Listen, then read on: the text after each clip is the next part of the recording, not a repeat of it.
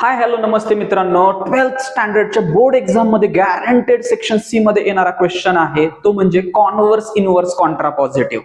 Section C मध्ये 3 मार्कला question तुम्हाला इथून पाठीमागचे प्रिव्हियस इयर क्वेश्चन्स पेपर तुम्ही बघा, प्रत्येक वेळेस आलेला क्वेश्चन असेल, त्याच्यामुळे व्हिडिओ शेवटपर्यंत बघा.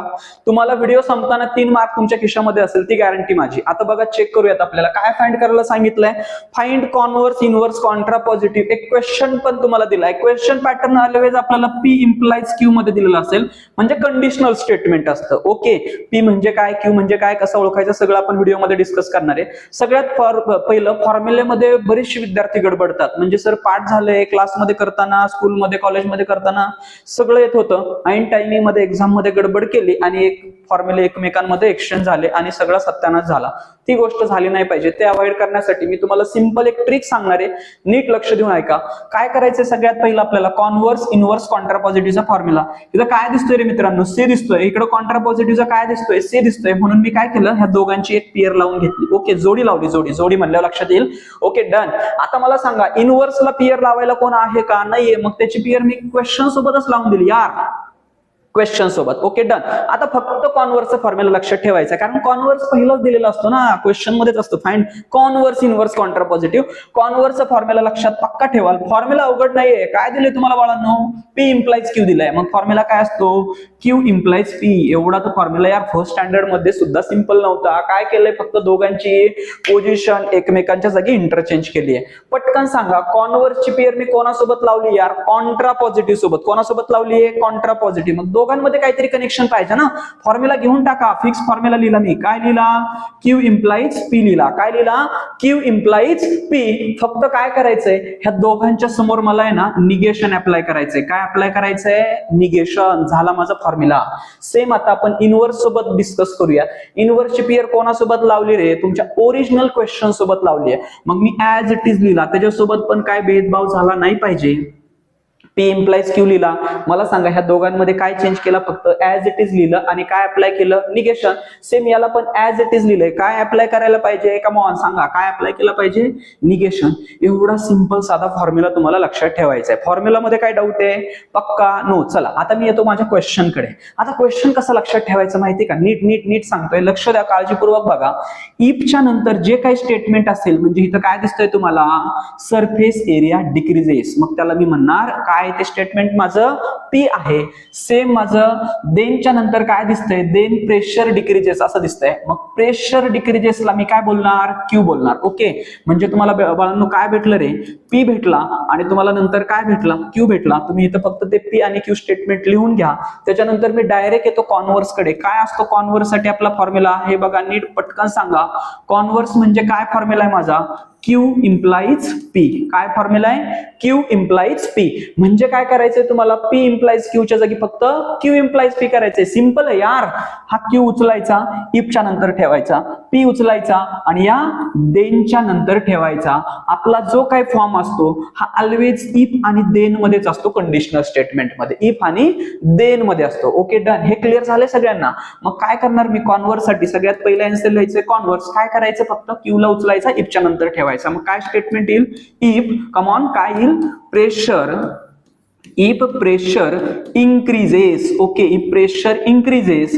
आता काय करायचं आपल्याला, देन ऍज इट इज ठेवला आणि देनच्या नंतर कोण लिहायचं आहे, पी लिहायचा आहे. मग काय होतं रे पी आपला, सरफेस एरिया डिक्रीजेस. काय लिहिणार मी आता, surface area decreases. Okay, done. काय डाऊट कोणाला याच्यामध्ये, पहिला तर तुमचा 1 मार्क फिक्स झालेला आहे मित्रांनो, गॅरंटेड. कॉन्व्हर्सचा तुमचा 1 मार्क गॅरंटेड फिक्स झाला. सेकंड, मला काय फाइंड करायचं होता, इनव्हर्स फाइंड करायला सांगितलंय. काय फाइंड करायला सांगितलंय, आता फॉर्म्युला मी तुम्हाला ट्रिक सांगितली. इनव्हर्स साठी फॉर्म्युला काय असतो रे, ऍज इट इज स्टेटमेंट असतं, फक्त काय लावायचं असतं त्याच्या समोर, निगेशन.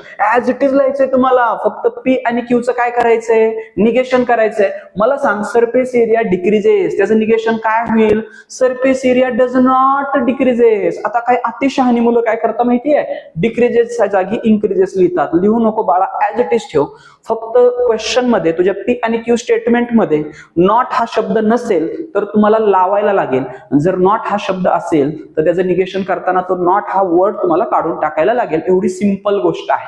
Okay done. मग मला सांगा हे स्टेटमेंट ऍज इट इज लिहायचंय, फक्त दोन्ही स्टेटमेंट मध्ये काय अप्लाय करायचंय आपल्याला, नॉट अप्लाय करायचंय. काय होईल रे मग माझं स्टेटमेंट, इफ सरफेस एरिया डिक्रीजेसचं निगेशन काय होईल, सरफेस एरिया, लक्ष द्या, सरफेस एरिया डज नॉट, असं म्हणा, does not decreases, does not decreases. Okay done.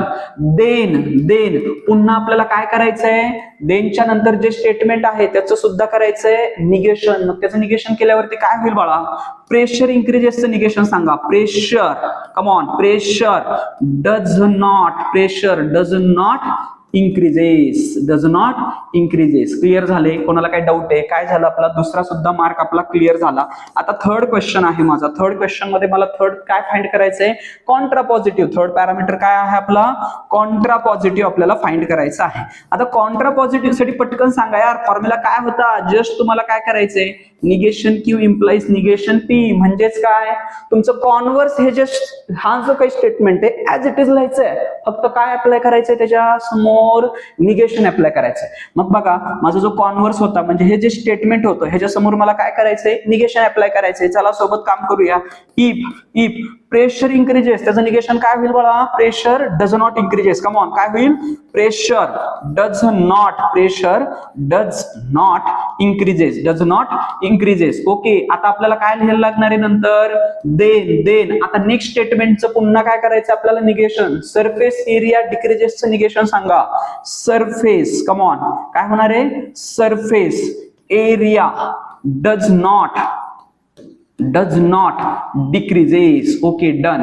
आपला 3 मार्कचा क्वेश्चन कंप्लीट झालेला आहे. कोणाला काय डाऊट आहे, सिंपल फॉर्म्युला ज्या मेथडने मी तुम्हाला लक्षात ठेवायला सांगितली ती मेथड लक्षात ठेवा. क्वेश्चन कसा करायचा अगदी प्रॉपर तुम्हाला सॉल्व्ह करून दिलेला आहे. Okay done. अजून एक प्रॅक्टिस साठी मित्रांनो, कारण क्वेश्चन महत्वाचा आहे ना, 3 मार्क आहेत यार, सिंपल गॅरंटीड येणारा 3 मार्कचा क्वेश्चन आहे. अजून एक क्वेश्चन मी तुमच्यासाठी घेऊन येतोय. हे बघा, इफच्या नंतरचं जे स्टेटमेंट आहे त्याला काय सांगितलं होतं मी, पी लक्षात ठेवा. देनच्या नंतर जो कोण असेल त्याला काय सांगायला लक्षात ठेवलं, क्यू लिहा.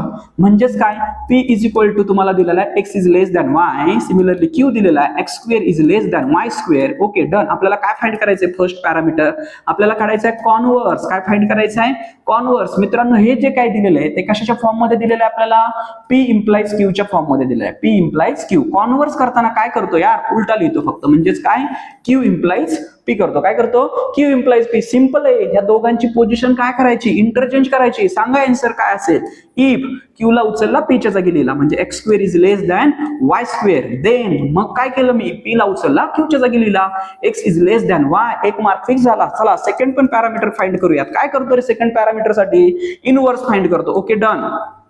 लास्ट पटकन सांगा मला, इनवर्स साठी फॉर्म्युला रिकॉल करा. आठवा काय होता आता इथं formula, original question as it is असतो, जस्ट त्याच्यासमोर काय लावलेलं असतं, निगेशन.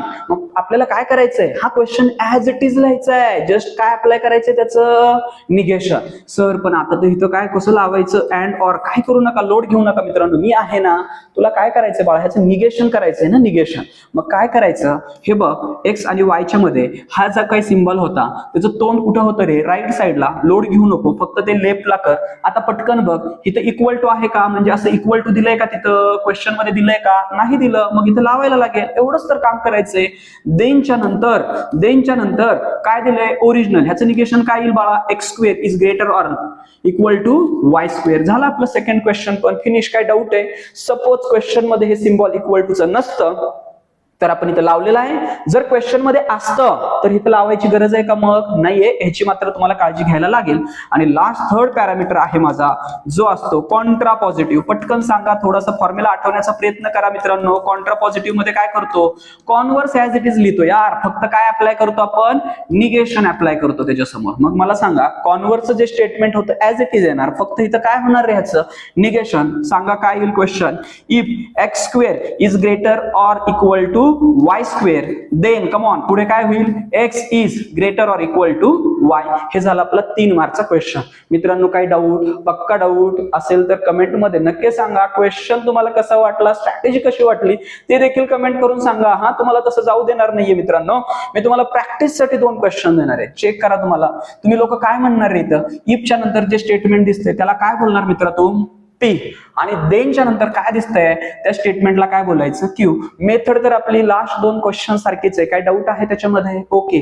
आता सगळ्यात लास्टला थोडासा ट्रिकी पण बऱ्याच वेळा बोर्ड एक्झामला सुद्धा विचारलाय बरं का तुम्हाला गंडवण्यासाठी. काय क्वेश्चन आहे बघा.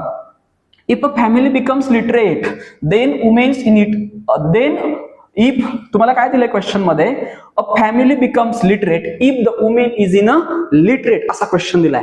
मोस्ट ऑफ द मुलं काय गडबड करता माहितीये, या जो क्वेश्चन दिसतोय ना अ फॅमिली बिकम्स लिटरेट त्याला ते म्हणतात पी आणि तिथंच कार्यक्रम आपला बिघडला. 3 पैकी 0 मार्क भेटलेले असतात. ही चुकी तुम्ही करायची नाही कारण तुम्ही सचिन सरांचा व्हिडिओ बघताय. मित्रांनो काय करायचं, इफच्या नंतर जे स्टेटमेंट दिसतंय ना त्या स्टेटमेंटला बोलायचं असतं पी. त्या स्टेटमेंटला बोलायचं असतं पी आणि त्याच्यानंतर जे राहिलेलं स्टेटमेंट दिसतंय त्याला बोलायचं क्यू. फक्त एवढीच वेगळी ट्रिक आहे, बाकी सगळं सेम आहे. बाकी मेथड तुमची सगळी सेम आहे, फॉर्म्युला सेम आहेत, कुठलाही काही चेंज नाहीये. मित्रांनो 3 मार्क तुमचे गॅरंटेड असणार आहे, त्याची गॅरंटी मी देतो. पक्का तुम्हाला 3 मार्क बोर्ड एक्झाम मध्ये पडणार आहे. व्हिडिओ जर आवडला असेल तर व्हिडिओला लाईक करा, तुमच्या मित्रांसोबत शेअर करा आणि चॅनलला सबस्क्राईब करायला विसरू नका.